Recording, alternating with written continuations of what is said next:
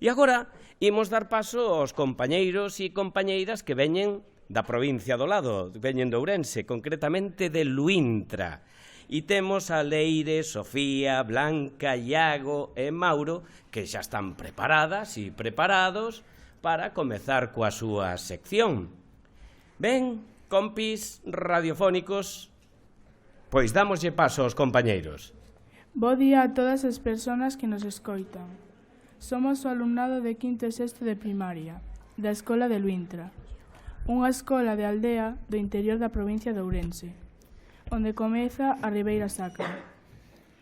Hoxe tocounos falar a Leire, Mauro, Sofía, Iago e Blanca,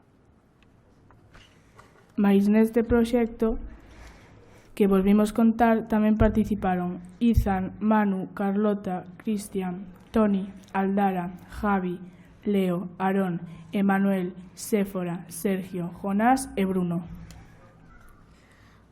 O curso pasado, mentres traballábamos nun proxecto de ciencias sociais, descubrimos unha historia fascinante que sucedeu moi perto da nosa aldea. A historia que uniu a José María Rodríguez, Alan Lomax, Janet Bell e Miles Davis. Estaredes vos preguntando quen son esas persoas que acabamos de mencionar. Alan Lomax, nacido nos Estados Unidos, foi un estudoso da música popular e folclórica. Janet Bell foi axudante de grabación que o acompañou desde Londres.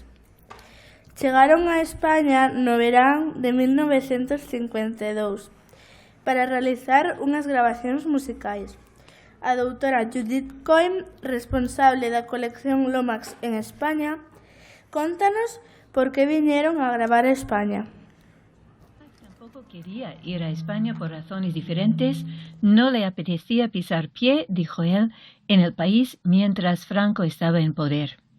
Pero tuvo que ir para cumplir con las obligaciones de la serie de músicas del mundo que estaba preparando para Columbia Records. Jeanette Bell, o Pip, como le llamaba siempre Lomax, no tenía motivo ninguno para ir a España. Le llamó Lomax para acompañarle después de haber decidido quedarse más tiempo. Pensó quedarse poco tiempo, era grabar lo que hubiera en el Festival Concurso de Folclore en Palma de Mallorca y tal vez allí mismo buscar a algún folclorista español que hiciera más grabaciones para la serie. Por lo que cuenta en su diario y en un par de artículos después, Lomax decidió quedarse en España más tiempo después de que Marius Schneider del CSIC, al parecer, le dijeron que no era el bienvenido. Lomax escribe: decidí quedarme para grabar la música de esa gente tan noble, aunque sea para el resto de mi vida. Pero nunca ha sido un proyecto de Jeanette Bell. Ella fue como pareja y también como ayudante de Lomax. Hizo muy bien el trabajo. Llegó unas semanas después, o sea que Lomax estuvo primero solo en las Islas Baleares. Ella llegó después, hizo el resto del viaje trabajando y viajando con él, y no sabemos de ella después. Pero muchos de los que escribieron después a Lomax desde España le mandaron recuerdos afectuosos para ella. Percorreron moitos lugares e en novembro dese ano chegaron a Galicia. O 29 de novembro de 1952, mentres ían de camiño a Luíntra, coñeceron a José María Rodríguez e o seu pai Eduardo, dous capadores da nosa terra. Fixeron varias grabacións de José María cantando e tocando o chifro de capador. Escoitade o ben que cantaba José María. Yo cantar los arreos y un cantar muy baixinho, cantando en Ribadavia, resona no Carballiño, mula, cantano en Ribadavia, resona no Carballiño. mula. Ay, la, lelo, ay, la, lelo.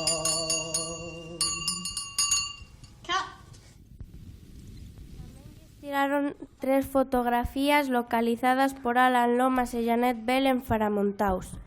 Esta melodía que escoitaredes a continuación é a melodía orixinal do ano 1952, interpretada por José María Rodríguez co seu chifro decapador e gravado por Alan Lomas e Janet Bell.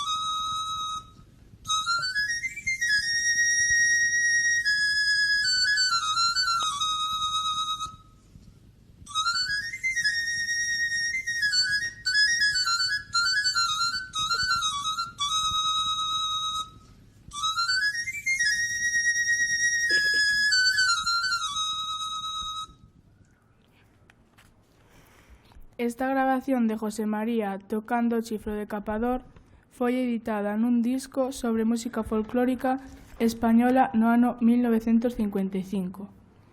Tanto as fotos como as grabacións orixinais están disponibles na rede no arquivo Lomax. Ese disco caeu en mans de Miles Davis, a última persoaxe desta historia, un dos mellores trompetistas de jazz da historia, que inspirou na melodía do chifro de José María para compoñer o tema de Pan Piper, editado en 1960, no disco Sketches of Spain. Escoitamos agora o comezo da peza de Miles Davis. Atendede, que son moi parecidas.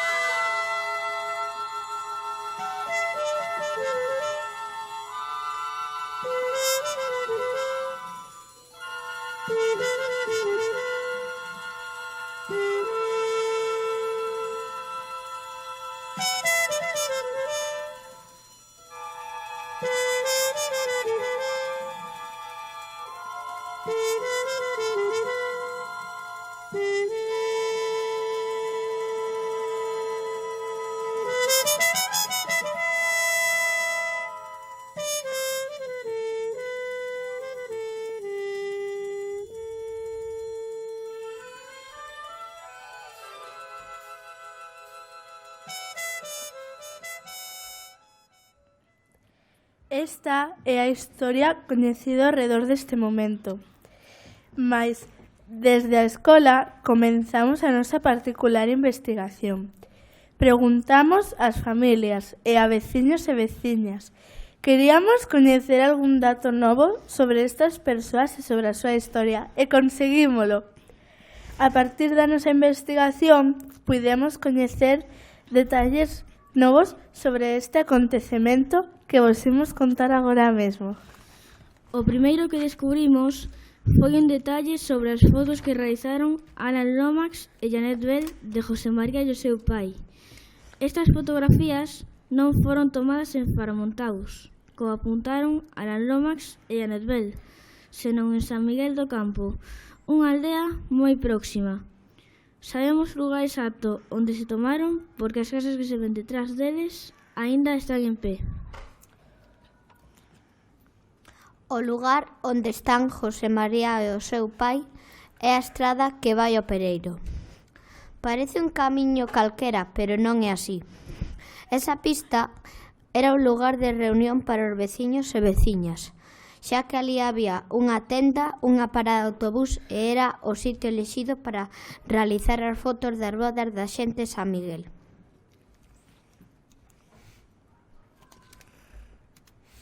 Alan Lomax e Janet Bell estiveron aloxados en Ourense, no Hotel Barcelona, e na súa estanza na cidade pediron axuda e recomendacións a Xesús Ferro Cousedo e a Xaquín Lourenzo en relación ás gravacións que debían realizar nesa provincia. De novo, a doutora Judith Cohen danos información sobre como era a forma de traballar de Alan Lomax e con quen falaba para saber que grabacións debía realizar en cada lugar. Lomax ya hablaba más o menos el español, el castellano, como se oye en las grabaciones y se ve en las notas breves que iba apuntando después de charlar, por ejemplo, con musicólogos, con folcloristas en España. Las decisiones, dónde ir para grabar, todo eso, con quién hablar, hizo en parte por los contactos que hizo durante el festival en Palma, en parte hablando con otros folcloristas, en parte por azar. En Galicia, como ya sabéis, estaba en contacto con Filgueira Valverde. No se documentó tanto antes de llegar, ya que no había pensado quedarse tanto tiempo. En cambio, durante los días del festival en Mallorca y después, mientras viajaba durante sus 6 meses en España, iba documentándose mucho. Y también después, al preparar los programas para la BBC y las explicaciones para los discos, iba también estudiando y documentándose. Consultaba mucho con el musicólogo español Eduardo Torner y escribieron ellos dos el esbozo de un libro que querían publicar juntos, pero Torner se enfermizó y falleció poco después. Lomax siempre tenía mucho interés en la historia, incluso la historia local, y aprendió mucho hablando con la gente también, y no solamente de la música. O mesmo 29 de novembro de 1952 saiu publicada no xornal La Región unha entrevista con Alan Lomax. Ademais de outras moitas cousas importantes, no derradeiro momento da entrevista pregúntanlle a Alan Lomax que outros aspectos recollerá nas súas gravacións, ademais das nosas cancións? E Alan responde: interésame moito a música dos afiadores, a que tocan cos seus chifros, polo que xa tiña a intención de gravar algunha desas melodías. Cando a investigación avanzaba, tivemos a sorte de coñecer a Celita, sobrinha de José María. Soubemos que José María era fillo de Eduardo Rodríguez e Delfina Álvarez, que naceu o 29 de decembro de 1920 en Nigueiroá, moi pertiño da nosa escola, que era capador como o seu pai e incluso coñecemos cal foi a casa onde viviu. Contounos que no ano 1955 emigrou a Venezuela. En Venezuela montou un estudio de fotografía chamado San Miguel do Campo. Pasou máis de 20 anos en Venezuela traballando en diferentes profesións. Afiador, fotógrafo, traballador nunha fábrica de manteiga. José María regresou a Ourense no ano 1976, xa que estaba enfermo de cancro. Morreu na súa aldea o 15 de marzo de 1978. Celita mostrounos varios obxetos que pertenceron a José María, a súa partida de nacemento e a defunción, o seu nomeamento como capador de oficio, os utensilios que usaba para capar os porcos e o recoñecemento médico para pedir o visado para marchar a Venezuela. Pero Celita gardaba unha sorpresa nunha caixiña. Conservaba o chifro do seu tío, o mesmo chifro co que gravou a melodía para Alan Lomax e Janet Bell, e que inspirou a Miles Davis. Imaginade a nosa cara cando tivemos o chifro nas nosas mans e puidemos tocalo e soprar nel.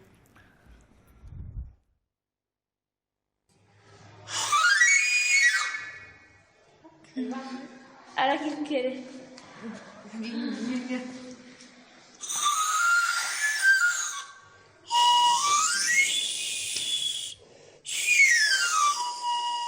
Eso.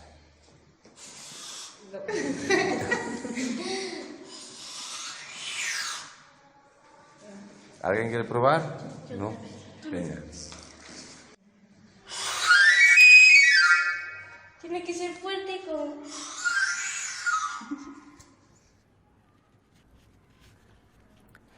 Máis tarde soubemos que no ano 1953 Alan Lomax escribiulle unha carta a José María, acompañada por varias fotos.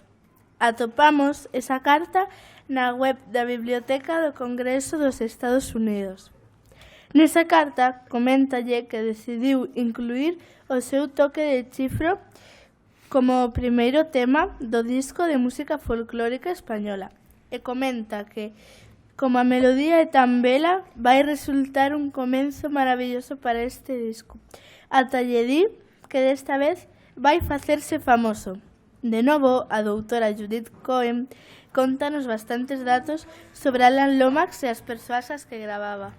A los artistas que Lomax conoció en España, cuando les escribía, muy a menudo les trataba como amigos. En la mayoría de los casos, incluso con José María, no mantuvo el contacto más allá que la correspondencia para obtener las firmas. A todos los artistas cuyas grabaciones utilizó para los discos o para la BBC, les hizo firmar los acuerdos y les mandó el dinero, un dinero que en la época era bastante importante. Entre la gente que yo he entrevistado, casi todos los artistas o sus hijos me dijeron que sí, que recibieron el dinero. A algunos Lomax también les mandó fotos o algún libro o otra cosa que le habían pedido. Las cartas breves que mandó a los artistas para obtener la firma tienen un tono, la mayoría, muy, muy afectuoso. Mantuvo un poco más contacto con cierta gente que le había orientado, por ejemplo en Galicia, con el médico de Fisterre, Francisco Esmorís Recamán. De José María Rodríguez en la colección Lomax existen la melodía ya famosa, la canción Miorense para ciclista y la segunda parte del cante de arriero con Emilio Soto. Solo hay una carta para él de Lomax y la respuesta breve con la firma pedida. En esa carta, Lomax le dice a José María que le mandaba unas fotos, no sé si todavía existen, y que le había hecho, dice, el honor de escoger su melodía para abrir la colección España. También escribió que estarían el cante de arriero de Emilio Soto y el cante de espadella de Evangelina Carvalho. Concluye: tus canciones también aparecerán en una serie de la BBC, ellos te escribirán. Me alegro que esto te haga tan famoso y te lo mereces. Eres muy buena gente y muy buen músico, me alegro tenerte como amigo.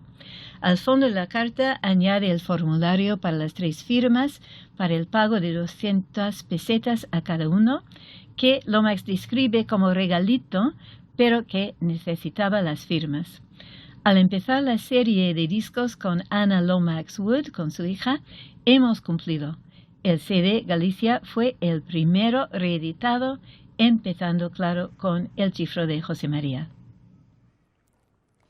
Como xa nos contou Judith, outra cousa que lle escreve Alan a José María é que precisa o seu permiso e a súa firma para poder editar esa melodía nun disco.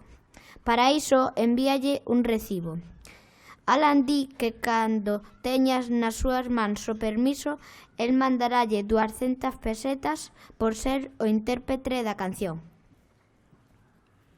José María firma o recibo e por primeira vez ponlle título a canción que gravou co seu chifro, A lavada de Vigo. Quires iso escribir Alborada de Vigo? Non sabemos a resposta, pero sabemos que José María enviou o recibo e supoñemos que recibiría o pago. Sei que pudo usar ese diñeiro para pagar a pasas a Venezuela. Por todo isto, o 29 de novembro de 2022 festexamos na nosa aldea os 70 anos desta maravillosa historia. Unha historia que uniu a 4 persoas ao redor dunha melodía. Desde San Miguel do Campo ata Nova York, pasando por Londres, e que na actualidade segue a estar viva na nosa escola.